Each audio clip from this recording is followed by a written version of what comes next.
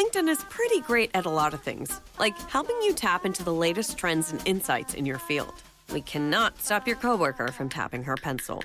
LinkedIn can help you find new jobs that align with your career goals.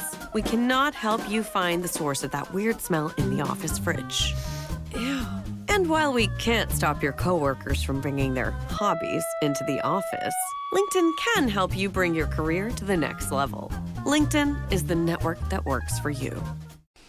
Hello everybody and welcome to 3D Printing Basics. I just wanted to let you know that if you're interested in getting every single episode a week before its release and ad-free, then please head over to my Patreon. The link will be in the show notes, and like I said, you can get every single episode ad-free and a week before its initial release date. Thank you guys so much for listening, and I hope you like this episode. Hello and welcome back to 3D Printing Basics. This is episode number 97, and in this week's episode we are going to be going over how to design parts specifically for 3D printing, which is often called DFAM or design for additive manufacturing.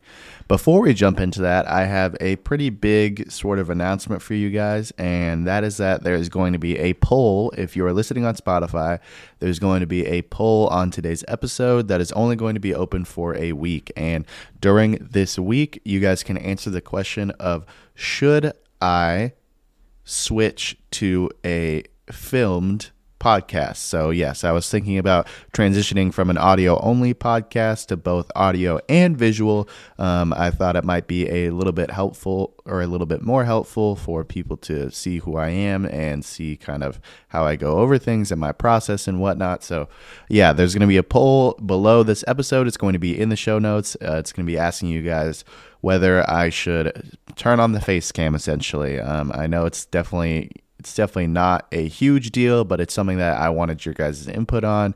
If you guys cared or if you didn't care, just feel free to vote and let me know what you think.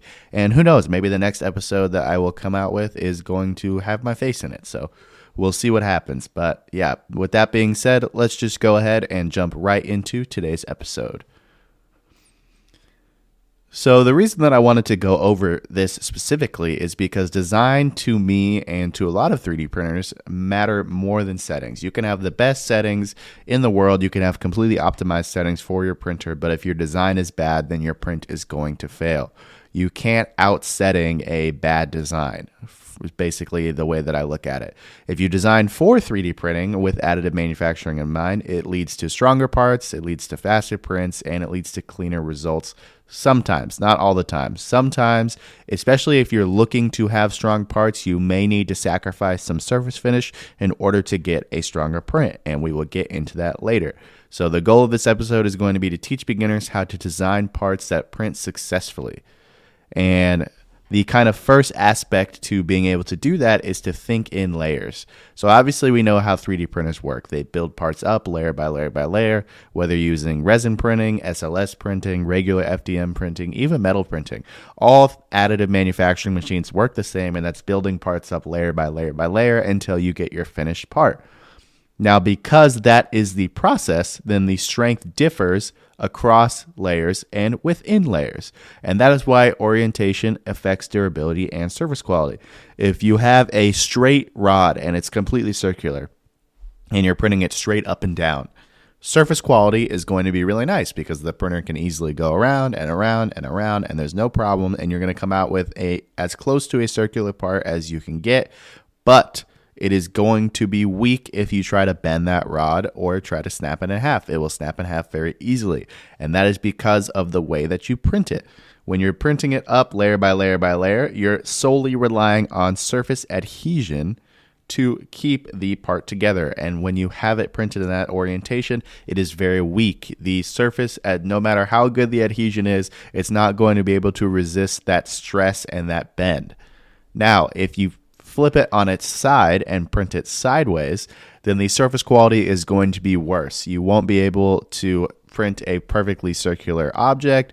It's going to have some ugly looking, maybe the whole entire thing is going to look ugly. It's not going to be perfectly circular. You're going to get the stepping. It's going to look like a staircase, and it's going to not be as good.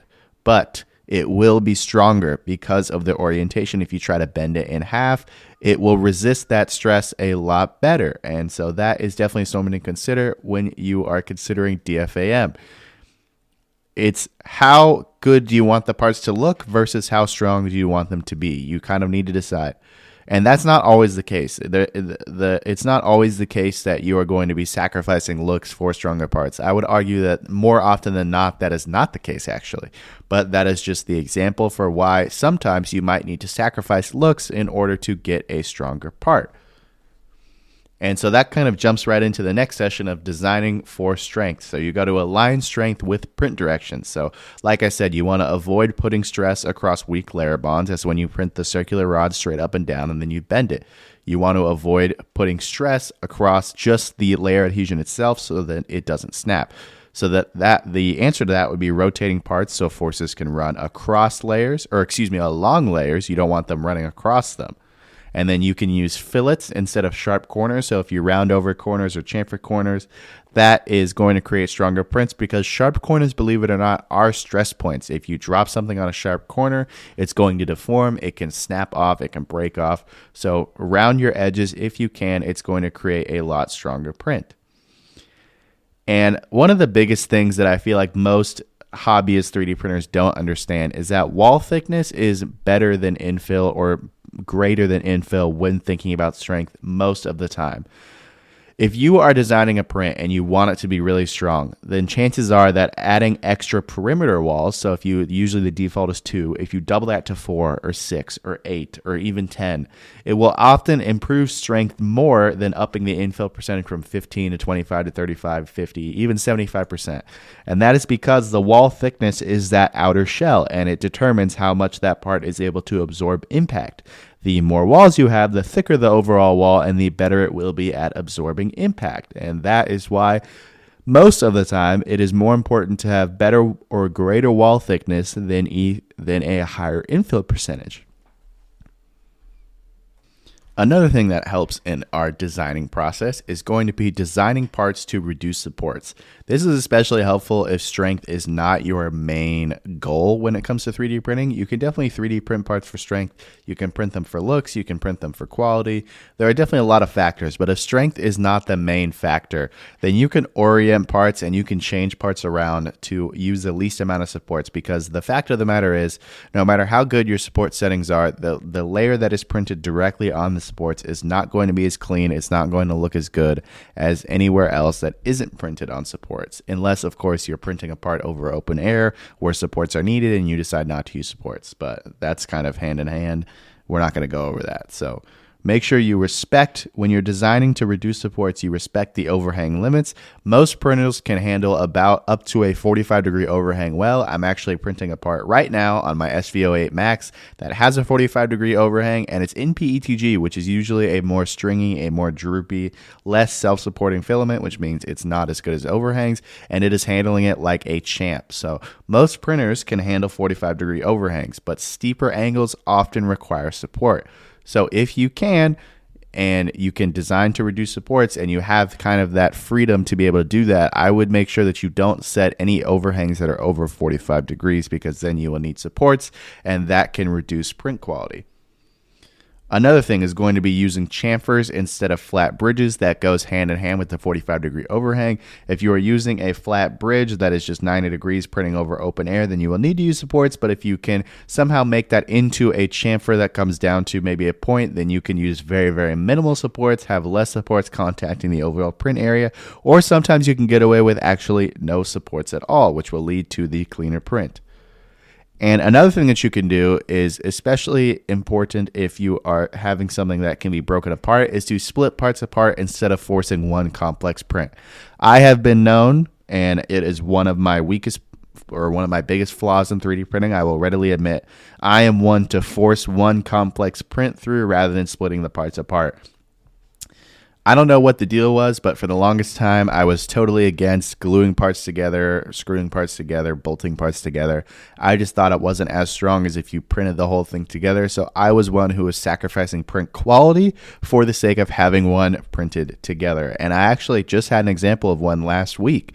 It was basically a big screw. The screw was probably 8 or 10 inches tall, and it had the classic threads on it, and it had a convex screw head that wasn't flat, and so I couldn't print that on top. But the problem that I was having is I could print it upside down, and then the screws would be poor quality, but the head would be nice. Or I could flip it up right side up, and the screws would be good quality, but the head would be all messed up. And so it eventually got to the point where I finally had to take a step back, and I realized that if I split the part into two separate pieces, then I could print the screws in the orientation that was best for them, and then I could print the head in the orientation that was best for it. And I have also since stumbled across a adhesive that I will link in the description below. Instead of gluing parts together, it actually welds the plastic together and makes it one. So it chemically joins the plastic together, and I love it. It's really, really nice. It smells good for me, funny enough, but don't take that. It could smell bad for you.